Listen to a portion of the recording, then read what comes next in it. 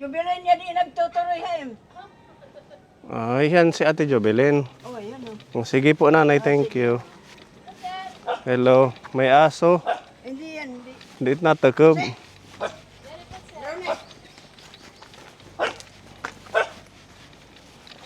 Ikaw si Jobelin. Okay. Buti hindi kami nahirapan hanapin kayo. Good afternoon. Malaglag. Nadudumihan yung milk niya. Ba't dito kayo sa labas? Mainit po sa loob, sir. Ito yung bahay niyo. Opo. Hello, baby. Yan po anak ko. Ilang buwan na yan? 7 months na po. 7 months na. na po, opo.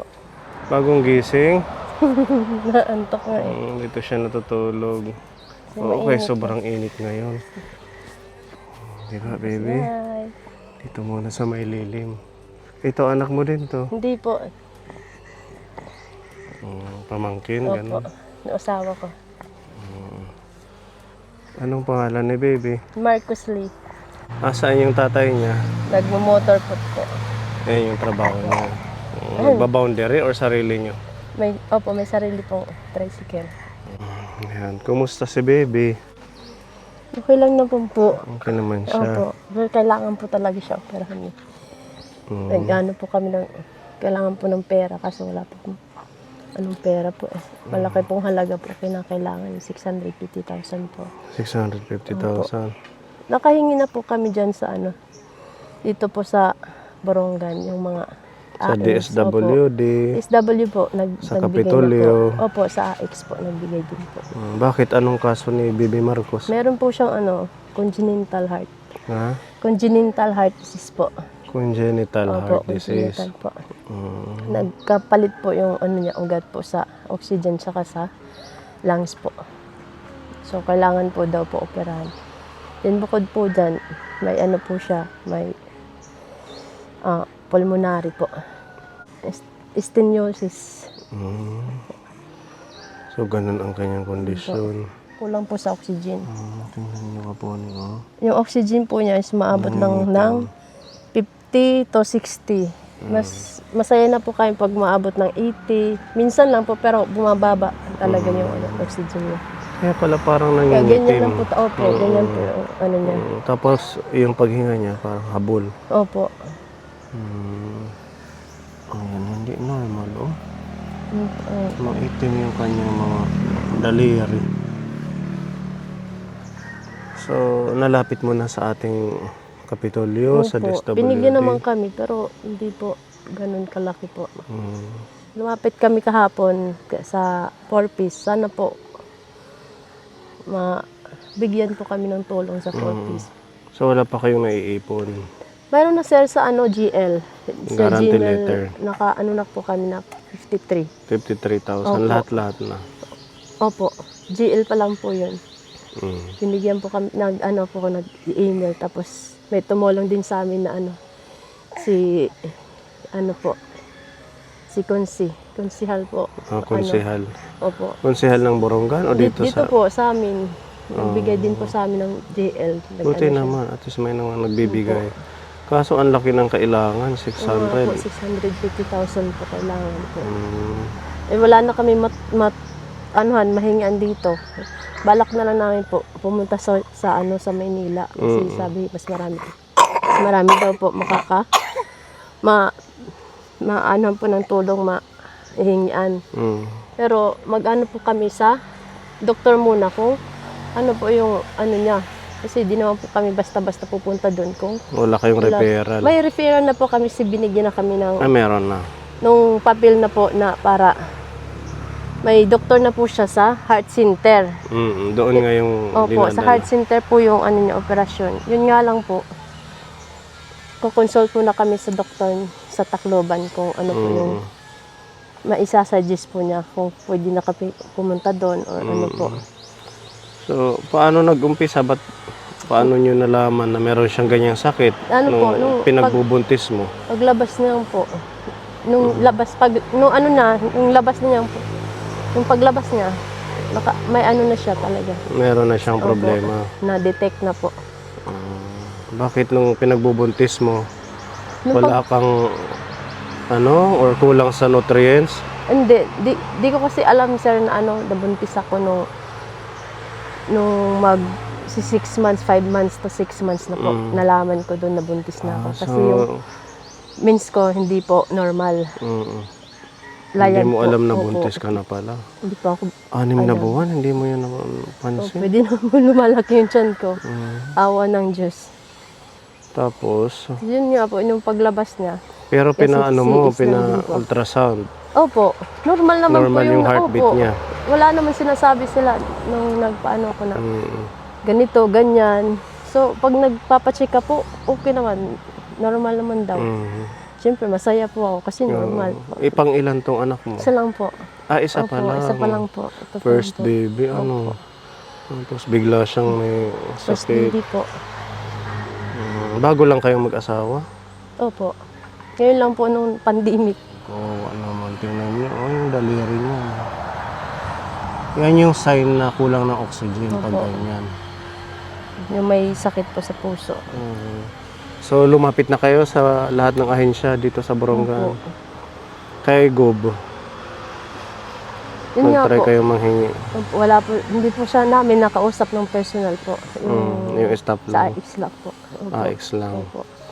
Okay lang po, yung amount or ganun po. Okay lang naman kahit sabihin mo yung Sa AX po, nahingi namin dyan sa Borongan is 15. 15,000. Nabigay din naman po, opo. Sa DSW po is 5K. So, yung sinasabi mo kaninang 50 plus thousand, yun na Sa yung GL po, sa guarantee letter po. iba pa yun, yung sa Opo, mga nasa ano na po yun. Parang nakadirect na po yun sa Philippine Heart heart Center. center.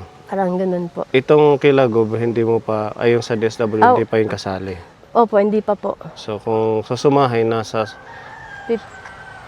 70 na. Parang ganun nga. Mga ganon.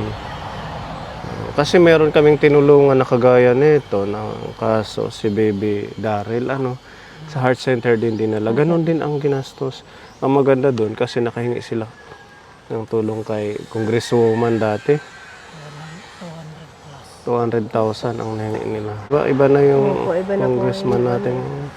Try nyo kaya lumapit din sa ating congressman. Para makumpleto yung kailangan niya. Or mag-post ka sa social media. Opo, nag-ano naman po ako sir, nag-ano na po sa Facebook. Nag-ano Kahit naman pa po ako, piso-piso, makumpleto yung kanyang pagpapagamot. Ano ang sabi ng doktor? Kailangan daw Opo, magapan. kailangan po siya operahan po. Yung sa heart niya, aanuhin yung parang... Kailangan lang po ng yung parang may idudugtong lang sa kanya para daw yung daloy ng dugo is maging normal na po sa kanya. 460 pa lang po yan. Pwede po maging third. Second, third po. Meron pa po. Depende po kung ano po yung lagay po ni baby. Pero parang active naman si Marcos. Opo, yun nga po. Yun lang po yung ko. Medyo yung kanyang... Dasal na lagi siyang masaya. Nabinyagan na ito. Hindi ba po? Hindi pa. Sana matulungan natin siya kapon. Kawawa naman, baby, mag-pray ka lang. May makapanood na ito na may gininto ang puso, matulungan kayo sa pagpapagamot. Nakita ko kasi yung comment mo dun sa aming vlog. Kaya tinanong kita kung saan yung lugar mo. Kumakain na ito. Opo, kumakain ng cereal lang. Minsan po, imamash ko po na patatas po. Ano naman ang trabaho mo? Wala po, dito lang po. Nag-aalaga. Nag-aalaga. Kasi bawal po siyang iwanan pag umiiyak eh. Kasi yun nga po, nangingitim po siya pag umiiyak. So, kailangan po talaga tutok po yung pag-aalaga sa kanya. Saan mo to dinala? Sa Tacloban? Opo, sa Tacloban po. Pwedeng makita yung papel niya. Opo. Hawakan ko muna si Bebe. Sige po. Hindi ka kayo dito. Ayan, dito tayo. Dito. Hindi ako titingin kay iyo.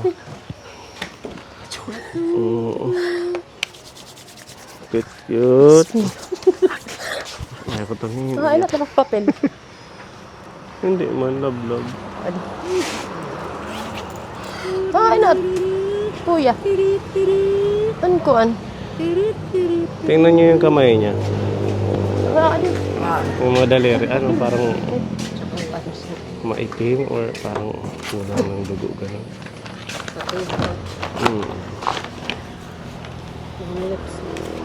Ganito pag ano, congenital heart disease. Talagang yung oxygen. Pugi-pugi pa man din ang baby. Toy.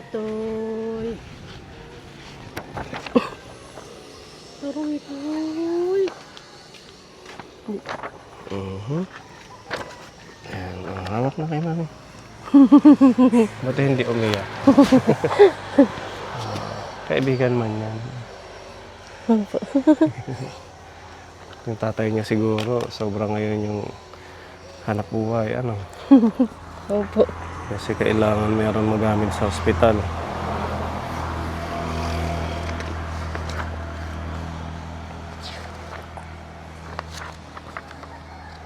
Sa heart center, referral ito. Opo. Tapos ito naman guarantee letter. Opo. So kinukumpleto nyo na yung mga kailangan. Pera lang ang wala. Pera na lang kulang.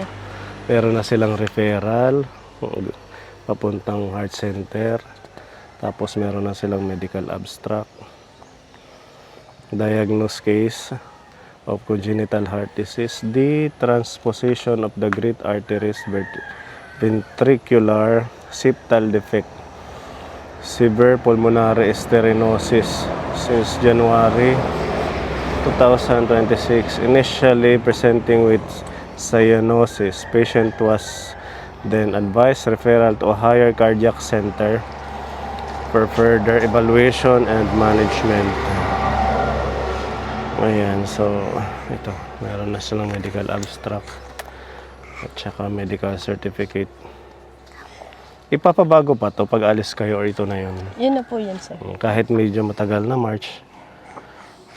Ay, ano na ba ngayon? March, April na ngayon, di ba? April na po. So, okay lang to na nung March mo pa kinuha. Pero tatanong ko po namin po yun sa amin. Oo, para sigurado. Ano po, kung babaguhin pa yung pizza po niyan or ano po. Ayan yung kanya, ano ka po ni. Kailangan na maoperahan si Baby Marcos. Kaya naman po. Maagapan, ano baby. Sana po, Oo tulungan. naman. Oh, sige, pwede kang halika dito, po ka dito. Pwede kang manawagan sa mga makakapanood na ito. Kasi nagpo-post tayo sa Facebook, sa ating YouTube. Alam kong mahirap yung malaking amount yung kakailanganin para sa operasyon ni Baby Marcos. Kaya 650,000 650,000 po. 650,000. Ang naliliko mo pa lang nasa 70,000. Ito na yung pagkakataon mo. Baka sakaling may tumulong sa inyo, mag-pray lang tayo. Sana po matulungan niyo kami para po sa papagamot ng Baby Marcos po. Laki po kasing halagang kakailanganin po para po sa operasyon niya. Sana po matulungan niyo kami.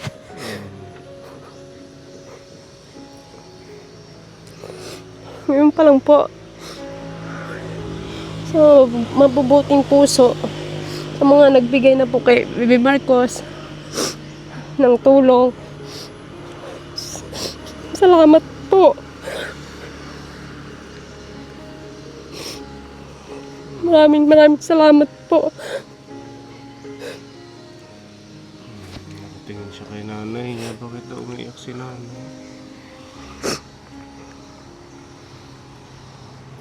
Ayan, sa mga kapuni natin or sa mga makakapanood nito, pwede niyo pong kontakin direkta dito si Ate Jovelyn dito sa may Bukog, May Dulong, Eastern Samar.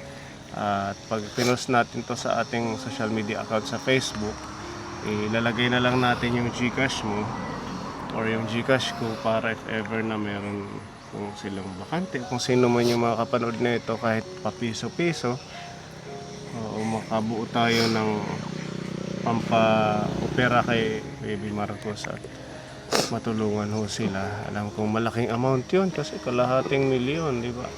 Mahigit kalahating milyon. Kung sino yung may extra dyan, ate, matulungan kayo. Tayo naman, yung ating channel, hindi naman tayo malaki yung pondo at marami tayong tinutulungan din. Kaya pasensya na kung hindi tayo kaagad makakapag ng malalaking amount, kay talagang hirap din tayo sa financing pagdating sa ating mga tinutulungan. Kaya ito yung ating bibigay sa iyo, paunang tulong galing sa ating Tita Mari, 2,000 pesos. Dagdag mo na lang yan doon sa naipon mo. Thank you po. Thank you po kay Tita Mari po. God bless po. Sana marami ka pa pong matulungan. Gaya po namin. Thank you po. Tsaka sana mabuo yung kailangan ng Opo, sana amount. po. Para as soon as possible, ngayong buwan o next month, Opo. subukan mo magpunta doon sa mayor, sa gobernador, kung saan pa, para matulungan kayo. Ipakita mo lang to. Dalhin mo itong Opo, sa Fortis nga po, yun kahapon pumunta kami doon. Sana po bukas tatawagan na lang kami bukas or kami tatawag po po kami kung ano po yung result po no po. kung magkano yung Opo, maibibigay. yung sa Fortis po. Sa Fortis, Sana tapos po. sa Tingog. Matulungan kami sa Fortis. Nagpunta ka na sa Tingog. Opo, sa Tingog po sir. Wala po silang pera yung binigay pero through email lang po. Sa email Nagbigay lang. Opo. Ganun sila. yun. Kumbaga mga guarantee letter. Opo, para pagdating nyo doon sa Manila, wala ang nagagastusin. Kumbaga nakaano sa computer kung magkano yung total na pondo na meron sa kanya. Pero yung mga nare-receive mong kagayan, cash, ikaw na ang bahalang mag-save para makatulong. Kasi pagdating sa Manila, maraming gagastusin. Opo. Hindi lang naman siya or pati ikaw. Kailangan nyo ng pagkain, gatas, di ba?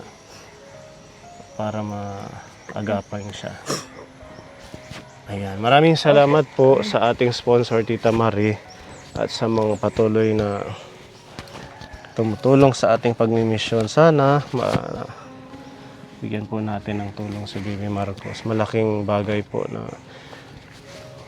makita ito sa social media. Di ba, ate? Opo, thank you po. Oo, para mas ever meron gustong mag-share ng tulong. O sige ha, ikaw na ang bahala. Thank you dyan. po. Thank you I-save mo sir. na lang. Thank you po. Opo. Maraming salamat po and God bless sa ating lahat ka po. Bye-bye na, baby. Bye-bye. Thank you po. Kasi, bye-bye. Oh, Bye-bye. nangingitim yung kamay niya tsaka yung labi. Oh. Sige, Ate Jovelyn, alis na kami. Okay po. Thank you po sir. Bye.